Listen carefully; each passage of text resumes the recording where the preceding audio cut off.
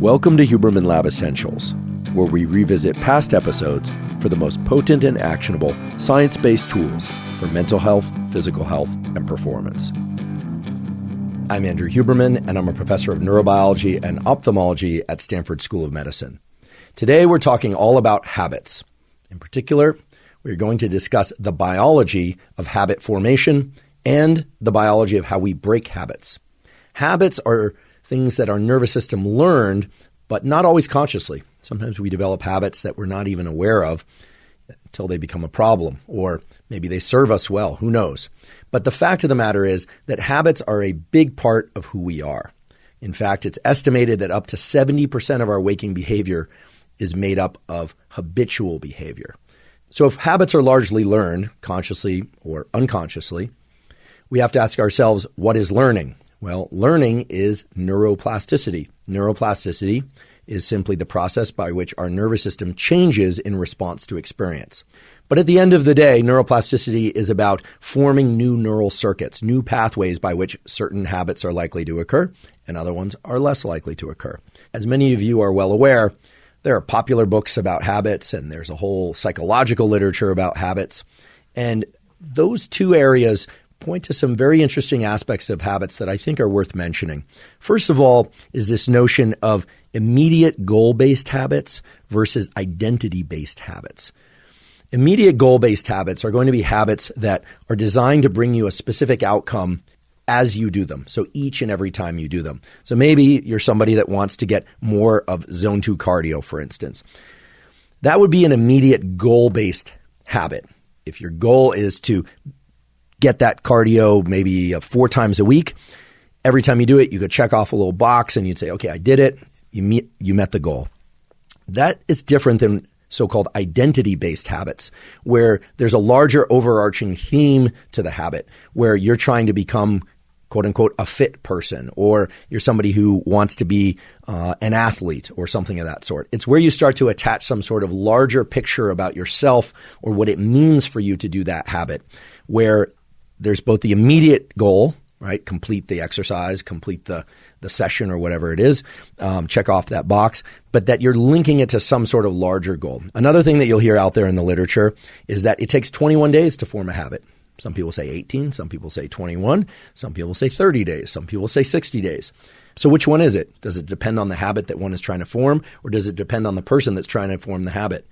Well, it turns out that there's excellent peer-reviewed data on this. There's a study published in 2010, first author Lally, L-A-L-L-Y. This study found that for the same habit to be formed, it can take anywhere from 18 days to as many as 254 days for different individuals to form that habit. So for those of you listening, some of you might be thinking, I can't believe that it would take some people 254 days to get into that habit. But as I said, people are highly variable. And if you can't form one habit easily, it doesn't mean that you can't form other habits easily.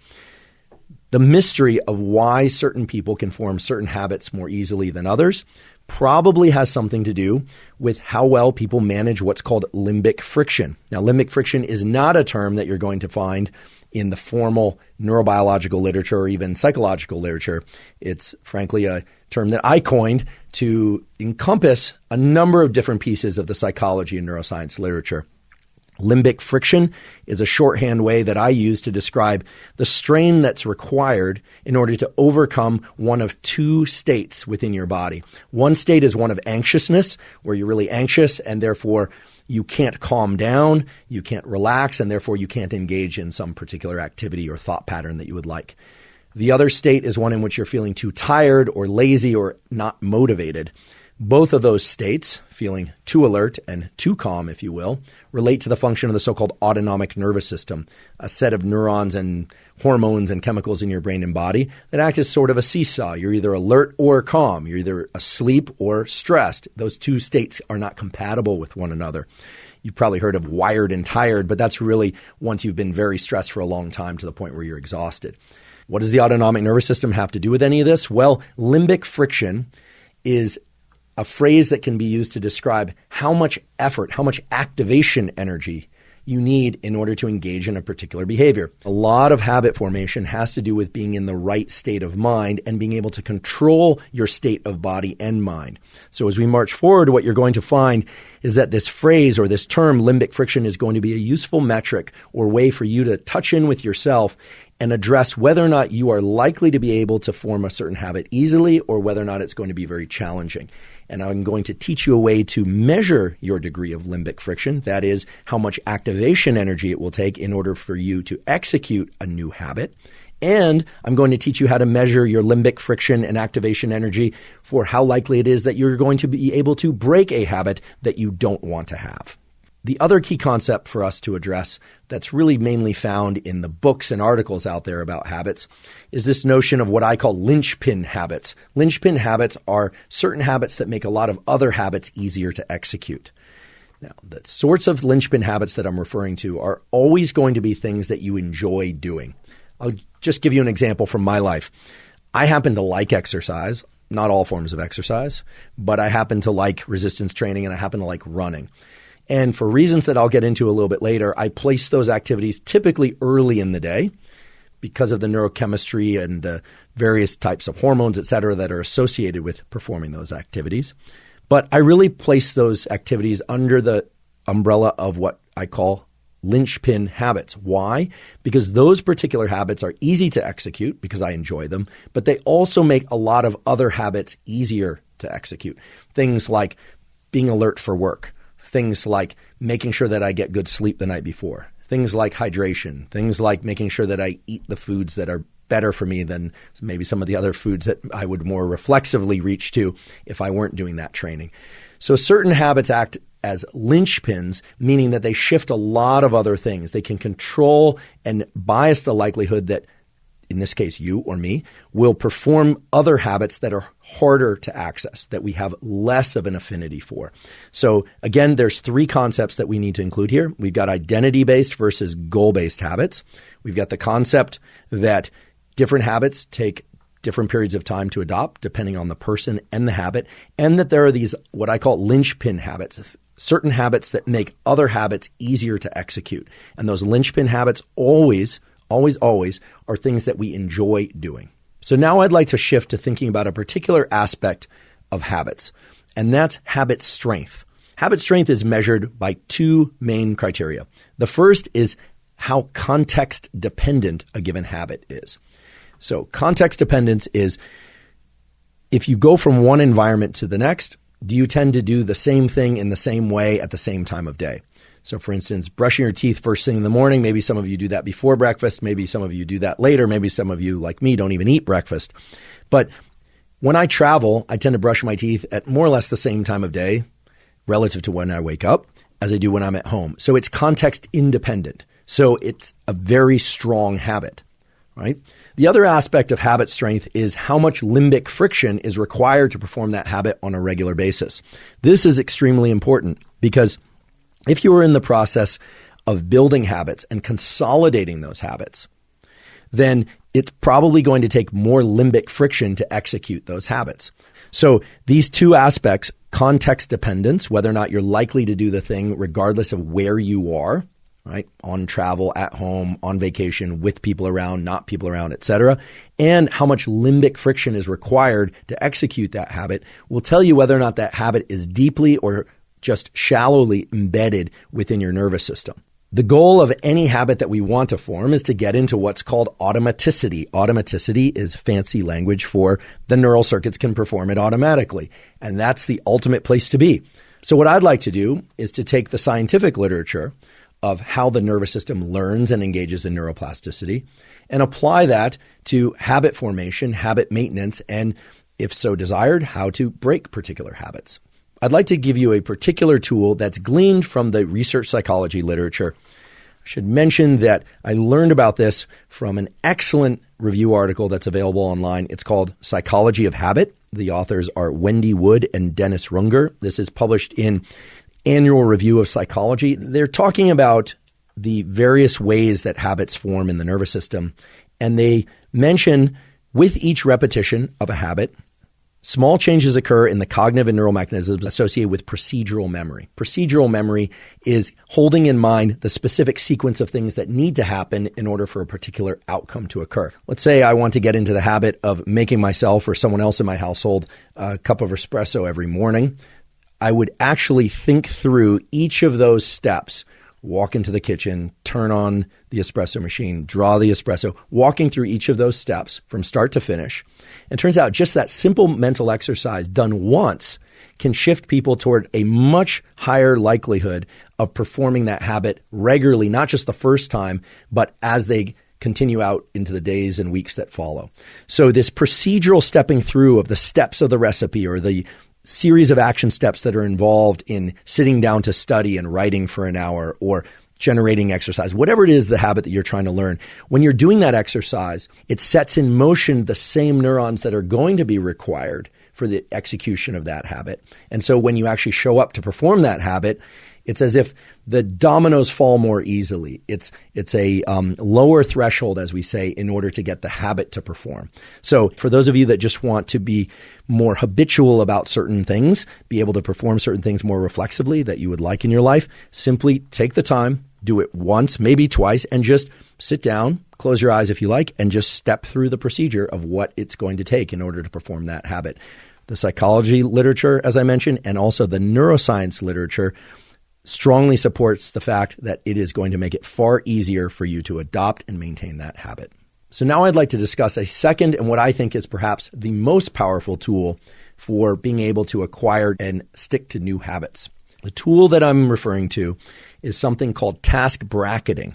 We have in our brain a set of neural circuits that fall under the umbrella term of the basal ganglia. The basal ganglia are involved in action execution, meaning doing certain things, and action suppression, not doing certain things. In the experimental realm, these are referred to as go, meaning do, or no go, don't do certain things. So it turns out that there's an area of our basal ganglia called the dorsolateral striatum. It's very important for the establishment of behaviors that are associated with a habit, but not necessarily the habit itself. And beautiful studies in both animals and humans that record the electrical activity in the dorsolateral striatum find that the dorsolateral striatum is associated, meaning it becomes active at the beginning of a particular habit and at the very end and after a particular habit. Hence the phrase task bracketing. It brackets the habit. Now, this is very important because task bracketing is what underlies whether or not a habit will be context dependent or not, whether or not it will be strong and likely to occur even if we didn't get a good night's sleep the night before, even if we're feeling distracted, even if we are not feeling like doing something emotionally, or if we are, completely overwhelmed by other events. If the neural circuits for task bracketing are deeply embedded in us, meaning they are very robust around a particular habit, well, then it's likely that we're going to go out for that zone 2 cardio no matter what, that we're going to brush our teeth no matter what. In fact, brushing our teeth is a pretty good example because for most people, even if you got a terrible night's sleep, even if everything in your life is going wrong, chances are, unless you're very depressed, if you're going to leave to work or even if you're not, that you're going to still carry out the behavior of brushing your teeth in the morning. I would hope so, actually. But you are probably less likely to perform particular habits that are not what you deem as necessary. But if you think about it, brushing your teeth, exercise, eating particular foods, maybe engaging socially in particular ways, you are the one that places any kind of value assessment on which ones are essential and which ones are negotiable. So task bracketing sets a neural imprint, a kind of a fingerprint in your brain of this thing has to happen at this particular time of day, so much so that it's reflexive. And as we'll talk about in a moment, there's a way that you can build up task bracketing so that regardless of what it is you're trying to learn, there's a much higher probability that you're going to do that thing. And when I say learn, meaning let's say you're trying to acquire a habit that for you is really challenging. Maybe it's that you're going to write for an hour a day on a book project that you've been thinking about, or you're going to work on mathematics, or you're going to do any sort of thing that for you there's a lot of limbic friction. While it is important to think about the sequence of events that would be required in order to engage in that behavior, that procedural memory visualization exercise we talked about before, that will help. There is a way also that you can orient your nervous system toward this task bracketing process so that your nervous system is shifted or oriented towards the execution of a given habit. So this is sort of like warming up your body to exercise. When the dorsolateral striatum is engaged, your body and your brain are primed to execute a habit, and then you get to consciously insert which habit you want to perform. So in order to leverage the neural mechanisms of task bracketing, in order to increase the likelihood that you're going to perform a particular habit, I have to break it to you that one thing that you've probably heard over and over about habit formation is not true. And what I'm referring to is this idea that if you are very specific about exactly when you're going to perform a particular habit, that you are more likely to perform that habit. And while that is true in the short term, it is not true in the long term. And the reason for that is that our nervous system tends to generate particular kinds of behaviors based not on time, but on our state, meaning what level of activation is taking place in our brain and body, how much focus we happen to have, how fatigued we are, how energized we are. So while schedules are important, it's not the specific time of day per se that's going to allow you to get into a habit and form that habit and consolidate that habit. Rather, it's the state that your brain and body are in that's important to anchor yourself to. And so now I'm going to present a very straightforward but neurobiologically grounded program by which you can insert particular types of habits that you want to perform at particular phases of the day, not times of day, but in particular phases of the day, because it turns out that particular phases of the day are associated with particular biological underpinnings, chemicals and neural circuits and so forth. It involves dividing the 24-hour days into what I call 3 phases. The first is phase 1, which is 0 to 8 hours after waking up, approximately. The second phase is the 9 to 14, maybe 15 hours after you wake up. And the third phase is 16 to 24 hours after waking up. So we've taken the 24-hour cycle, we've carved it up into 3 phases, phase 1, phase 2, and phase 3. Phase 1, which again is 0 to 8 hours after waking, has a particular neurochemical signature. Regardless of what you do, the neuromodulators norepinephrine, as well as epinephrine, so that's noradrenaline and adrenaline, as well as the neuromodulator dopamine, tend to be elevated during that first 0 to 8 hours after waking. But in that first phase, your whole system is action and focus oriented. And we know that when you are action and focus oriented, and because of the neurochemicals that are naturally released into your brain and body, that you will be more likely to overcome any limbic friction that stands in the way of performing particular habits. So as you list out or think about the various habits that you'd like to adopt in your life, take the habits for which you know there's the highest degree of limbic friction. They are the hardest for you to engage in. They require the most activation energy, and put those in this 0 to 8 hours after waking. This will greatly facilitate your performance of those new habits. By placing them in this broader window of 0 to 8 hours after waking, what you're doing is you're creating task bracketing. You're making it such that your nervous system will predict when you are going to lean in against limbic friction in order to perform particular types of habits. Phase 2, as I mentioned, is about, again, these aren't specifics, but about 9 to 14 or 15 hours after waking. During this phase of the day, because of the circadian shifts in our biology, dopamine and norepinephrine and cortisol are starting to taper down just naturally, and a different neuromodulator, serotonin, is starting to rise. Serotonin is definitely going to be highest in this second half of the day and tends to lend itself to a more relaxed state of being. There are certain things that we all can and should do during this phase 2 of each day that lend themselves to a state of mind and a state of body that is going to be beneficial for the generation and consolidation of certain types of habits. What are those things? First of all, as the day goes on, you should try, if you can, to start tapering the amount of really bright light that you're getting, unless it's sunlight.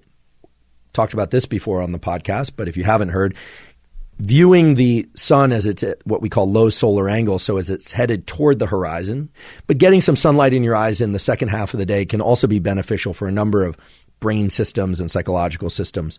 Things like heat and sauna. hot baths, hot showers.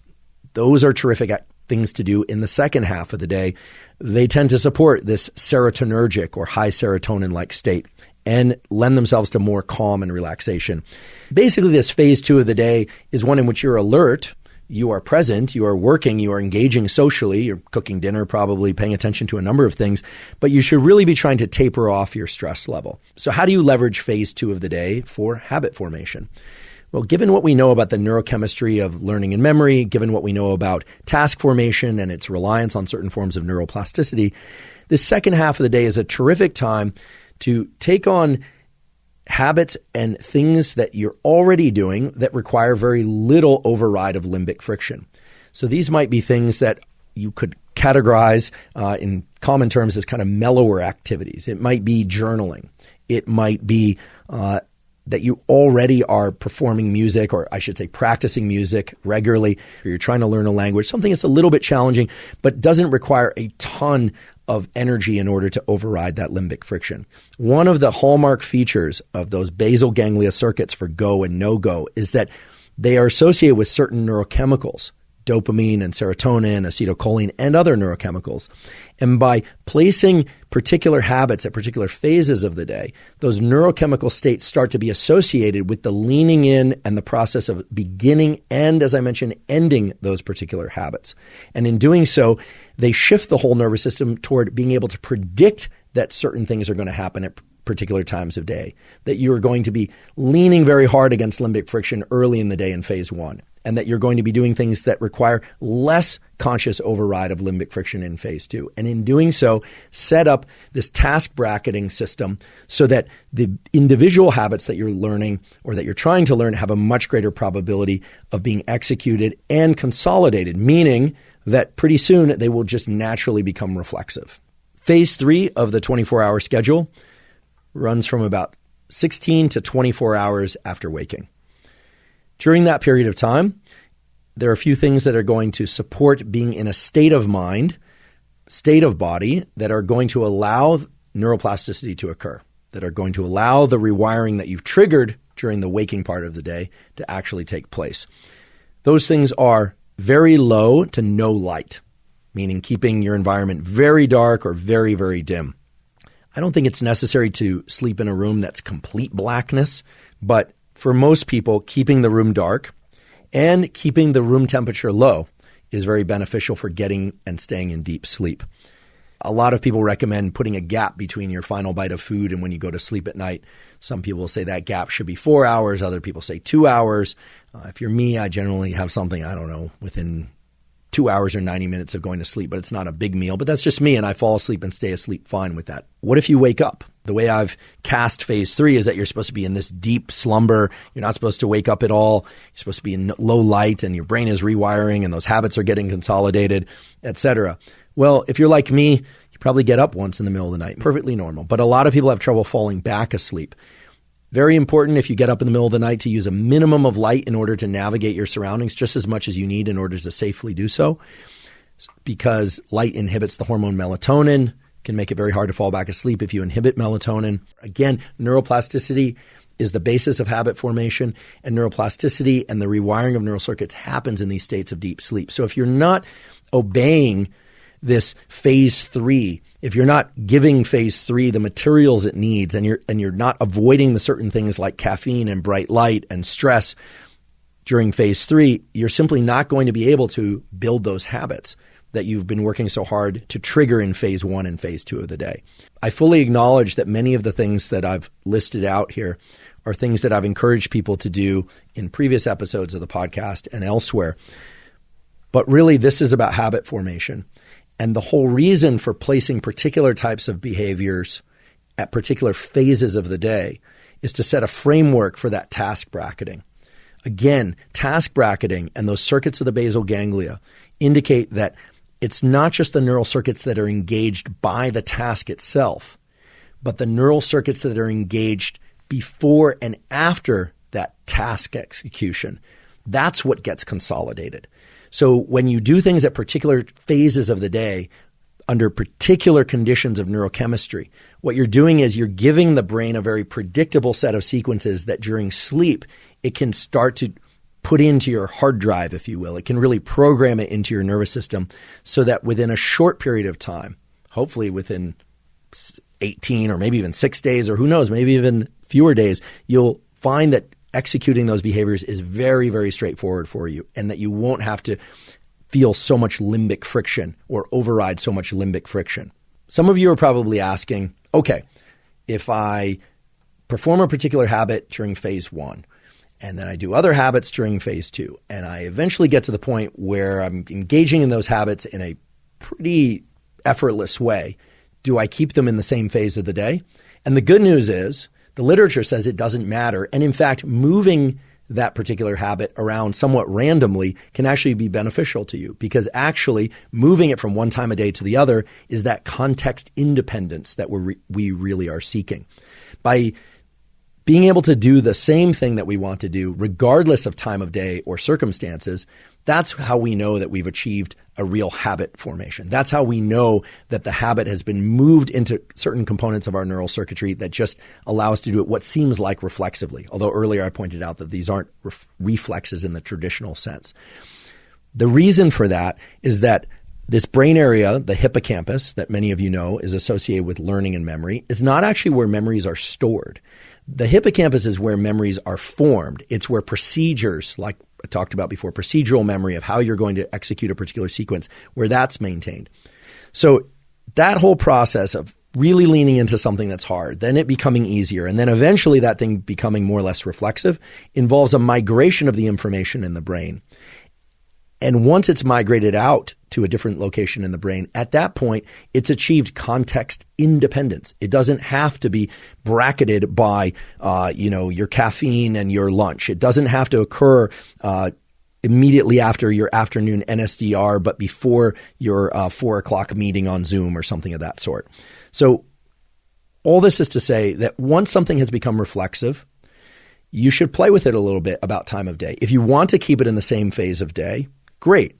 But if you one day decide you're going to exercise in the afternoon, next day you decide you're going to exercise in the morning, and that's the habit that you're concerned with, that's terrific. If you're able to do that, that means that it's truly achieved context independence. It means that you have officially formed that habit. And as I mentioned earlier, much earlier at the beginning of the episode, the strength of a habit is dictated by how much limbic friction, that was one, and how much context dependence there is. So when it doesn't take much activation energy to get into the execution of that habit, and you can do it in any context, well, then you have formed a habit.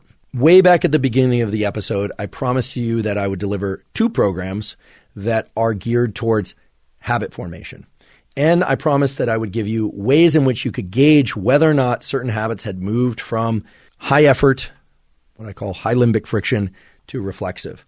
In researching this episode, I found a tremendous number of different systems for habit formation. I want to spell out a particular system that I think could be very useful to most, if not all people, that's rooted in the biology of habit formation, rooted in the psychology of habit formation, and that is entirely compatible with that phase 1, phase 2, phase 3 type program that I talked about earlier, but encompasses a bit of a longer time scale and really arrives at a kind of a system, if you will, for how to build in habits. And so this is, at least for sake of this example, a 21-day system. I picked 21 days because that seems to be the average or most typical system for engaging neuroplasticity as it relates to the formation of new habits. So basically what this involves is you set out to perform 6 new habits per day across the course of 21 days. The idea is you write down 6 things that you would like to do every day for 21 days. However, the expectation is that you'll only complete 4 to 5 of those each day. Okay? So built into this is a kind of permission to fail, but it's not failure, because it turns out that this approach to forming habits is based not so much on the specific habits that you're trying to form, but the habit of performing habits, right? It's the habit of doing a certain number of things per day. So you set out to perform 6. Now, another reason for not necessarily performing all 6 is that some activities probably shouldn't be performed each day. For instance, in my case, if I were to weight train or even run every day, I'm of the sort, or my biology is of the sort, that I don't recover so well. So I wouldn't want to do resistance training every day, but I might want to do it 4 days a week, for instance. So by having 6 things in that list, I could shuffle out that particular activity on particular days of the week and simply do 4 or 5 other activities. If you miss a day, meaning you don't perform 4 to 5 things, there is no punishment. And in fact, it's important that you don't actually try and do what in the literature is called a habit slip compensation, which is just fancy psychological language for if you screw up and you don't get all 4 or 5 in one day, you don't do 8 the next day in order to compensate. After 21 days, you stop engaging in this 21-day deliberate 4 to 5 things per day type schedule, and you simply go into autopilot. You ask yourself, how many of those particular habits that I was deliberately trying to learn in the previous 21 days are automatically incorporated into my schedule? How many of them am I naturally doing? In other words, every 21 days, you don't update and start adding new habits. You're simply going to assess how well, how deeply you've rewired your nervous system to be able to perform those 6 habits of the previous 21 days. Many people are trying to cram so many new behaviors into their nervous system that they don't stand a chance of learning all those behaviors. What you may find is that you kept up 2 of those things very consistently throughout the 21 days. And perhaps there was one of them that you did sporadically, and that there were 3 others that, frankly, you didn't manage to execute. You may also be one of these people, one of these mutants, that sets out to do 6 new things per day for 21 days and performs every single one of them. Terrific. More power to you. In that case, for the following 21 days, let's see whether or not you can continue to perform those very same 6 things every day for 21 days. And then, and only then, would you want to add more habits in. So you could repeat this 21-day process, 21 days of new habit, 21 days of testing those new habits as whether or not they're reflexive or not. The idea is that this isn't something that you're doing all year long. It's that you perhaps starting the new year, or regardless of when you're listening to this, you set out to make that 21-day really the stimulus period in which the habits get wired in. And then the following month, and maybe even the following months or periods of 21 days, are really the kind of thermometer or the test bed of how well you've embedded those particular habits. And if indeed you want to continue to add new habits, or you find that certain habits that you weren't able to embed in your nervous system and make reflexive, you want to then bring those in, fantastic. But it's only once you've achieved all those 6 habits as reflexive that you would move forward. And the fact that habit slips, missing of particular habits and not doing all 6 is kind of built into the system, I think makes it a very reasonable one. It's very adaptable to the real world. And I think it's one that, provided you obey the phase 1, phase 2, phase 3 type system that we talked about earlier, if you do that, then I think there's a very high probability that the habits that you try and form will achieve this context dependence, and that it will take progressively less and less limbic friction to perform them. Thus far, we've almost exclusively been discussing how to form habits.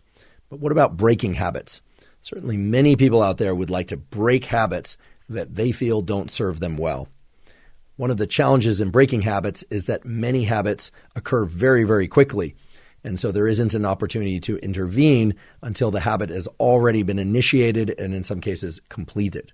So it turns out that the key to generating long-term depression in these pathways is actually to take the period immediately following the bad habit execution. And in that moment, capture the sequence of events, not that led to the bad habit execution, but actually to take advantage of the fact that the neurons that were responsible for generating that bad habit were active a moment ago, and to actually engage in a replacement behavior immediately afterward. So let's give it an example. Let's say you find yourself, you're trying to do focused work, you pick up your phone, you're disappointing yourself for picking up your phone. You could, of course, just put it down and re-engage in the work behavior. But if you were good at that, then you probably wouldn't have done it in the first place.